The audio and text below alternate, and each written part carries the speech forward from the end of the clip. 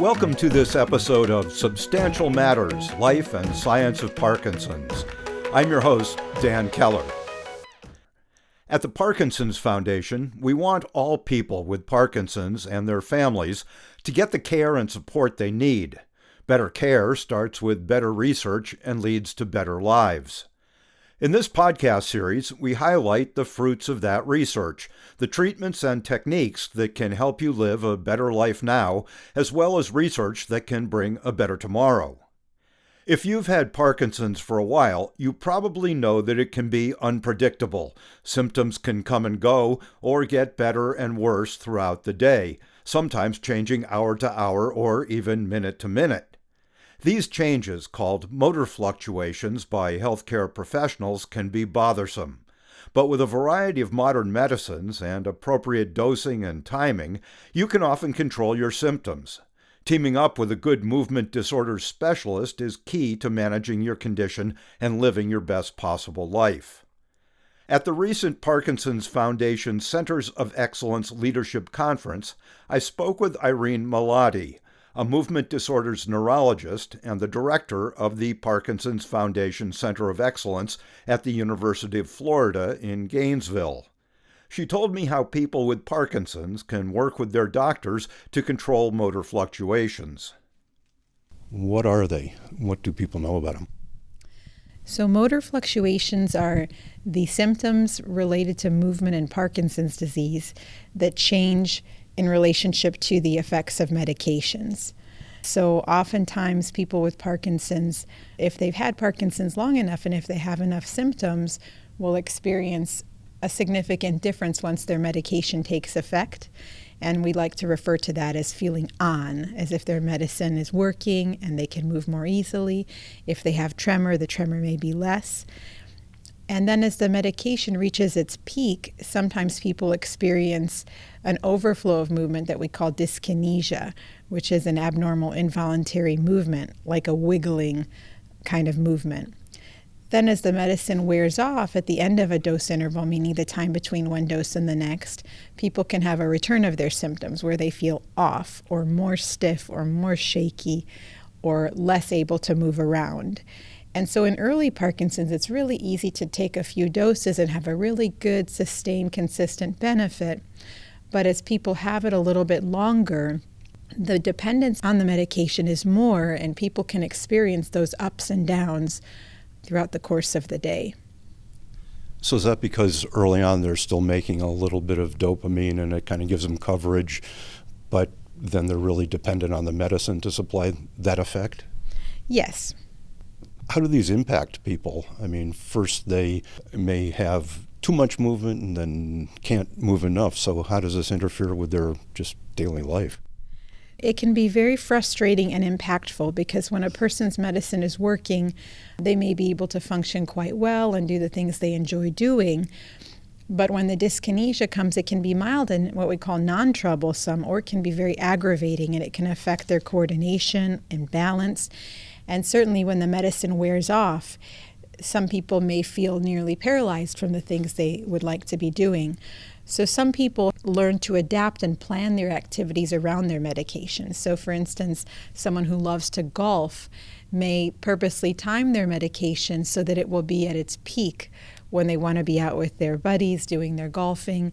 Or if people have social events, they may need to talk with their healthcare provider about what kinds of minor adjustments can be made to optimize their function during those kinds of things.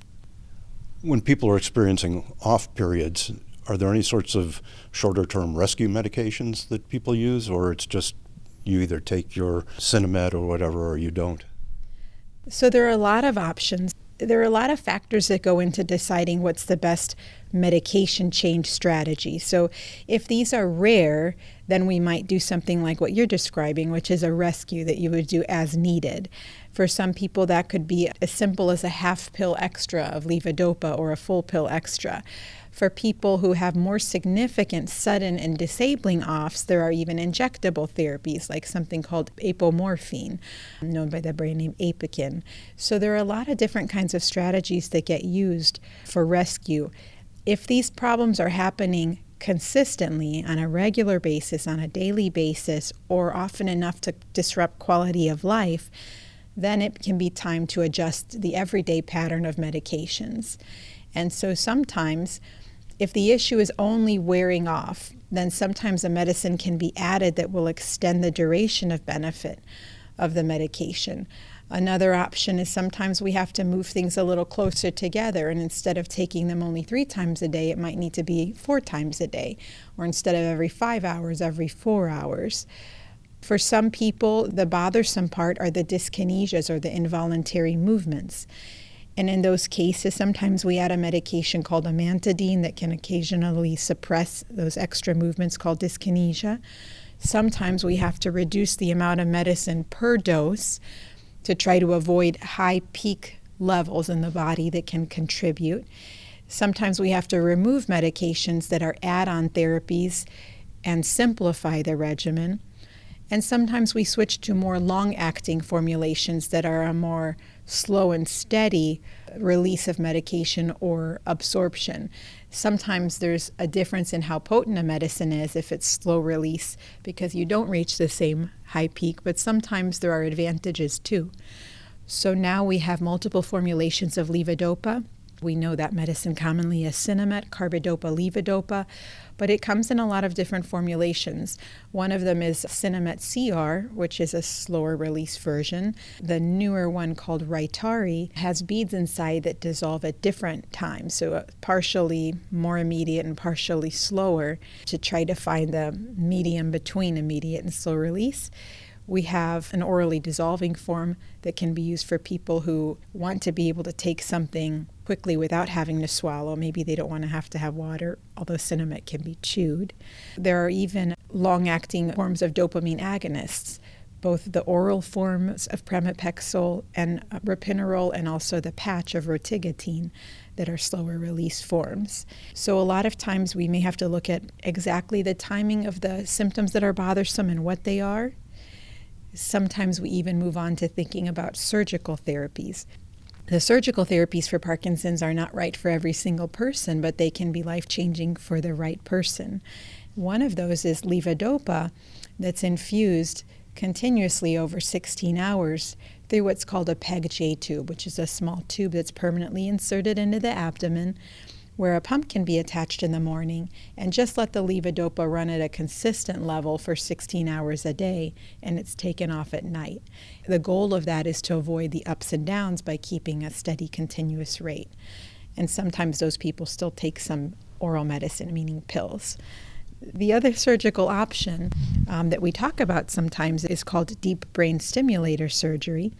I'll mention that there's another form of levodopa I didn't say called Stalevo, which is carbidopa levodopa with another medicine added in called entacapone, the goal being to slow down the metabolism of levodopa so that it lasts a little longer. Some people find that makes their dyskinesias aggravated, but some find that it extends the benefit. So there are a lot of different things we can try. Deep brain stimulator surgery is a different approach where an electrode, what you might think of like a wire, is put into the brain, deep into the areas that are involved with Parkinson's, and attached to a wire that's tunneled under the skin to a battery in the chest. So similar to a pacemaker for the heart, this is like a pacemaker for the brain. And it uses electrical pulses to change the firing patterns in the brain in a way that help improve the Parkinson's symptoms. And that can be an effective strategy for reducing dyskinesia and for evening out the ups and downs. Not necessarily doing a lot better than the best that medicine does, but keeping it more consistent. Sometimes helping tremors significantly, maybe even above what the medicine can do. There are other surgical therapies looked at too, which are called lesions or small holes made in the brain, but deep brain stimulation allows it to be programmed and changed. So there are lots of options that can be worked through to try to improve these fluctuations. With all these options, I mean, you've laid out a lot. It sounds like the only way the movement disorder specialist, the neurologist, is going to know what to move on to is if the patient reports how they're doing. So what should the patient be looking for? What should the patient be discussing with their doctor? That's a very important question. And first of all, I think an important thing is to make sure that you're speaking the same language as your doctor or your nurse practitioner or ARNP, whatever you're seeing, but to make sure you're speaking the same language. And what I mean by that is sometimes people say tremor, and an individual says tremor because their body's moving in a way that they don't want it to, but they might really be talking about dyskinesia, a different kind of wiggling movement. So I always think it's important to explain what do we mean when we say on or off or tremor, and to describe those kinds of symptoms. So then the critical thing is to look at timing. So I ask people to say, what are the good times of the day, the bad times of day, and can you tell when your medicine kicks in and wears off? So for some people, they can tell me, half an hour before my pill is due, I don't need a clock, I know, because I can't move. And so that can be really useful information because now I know the problem is duration of benefit. So I like to say, pay attention to what time you took your pill and what went wrong or right that you did or didn't like, because knowing how well it worked and how long it lasted are probably two really key pieces to figuring out what needs to change.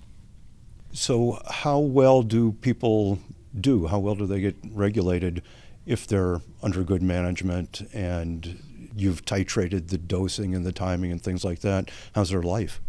I think people can live a good life and they need a good doctor by their side and a good rehab therapist by their side to help them navigate all of this. Sometimes I tell my patients that Parkinson's is like a game that the rules keep changing. So what works today isn't necessarily what's going to work in 6 months or 12 months. But sometimes we can do really simple things like adding a helper medicine or changing a little bit the timing or the dosing and really make a dramatic improvement in quality of life.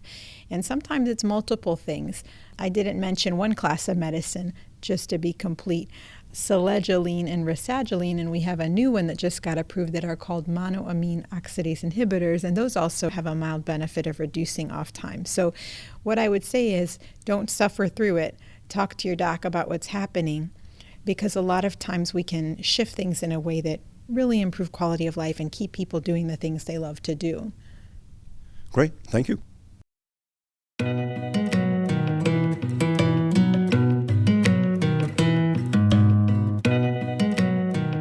If you need to find a movement disorder specialist, call our helpline at 1-800-4PD-INFO.